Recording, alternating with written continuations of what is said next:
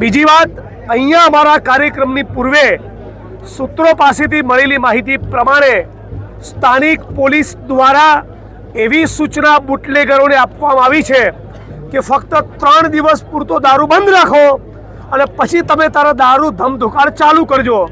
આ કોઈ પણ સંજોગોમાં ચલાવી લેવાના નથી. અહીંના જિલ્લા પોલીસ વડા અને સંબંધિત એસપીને કહીએ છીએ, 1 અઠવાડિયાની અંદર બધું જડબે સલાક બંધ કરાવી દેજો. રેડ પાડીશું અને તમારા સ્ટાફમાંથી કોઈકના પટ્ટા ઉતરી જાય લાંચિયા અધિકારીઓના, પછી અમને કહેવા નહીં આવતા, પછી તમને બહુ ચચરશે. કોંગ્રેસ પાર્ટીના હેલ્પલાઇન ઉપર છોટાઉદેપુરમાં ચાલી રહેલા દારૂ જુગારના અડ્ડાની માહિતી રોજ અમારા સુધી પહોંચી રહી છે. બાઇક અને કાઇનેટિક એક્ટિવા ઉપર મધ્યપ્રદેશથી યુવાનો દારૂની હેરફેર કરવા માટે મજબૂર બન્યા છે. આ બધાથી અમે અવગત છીએ.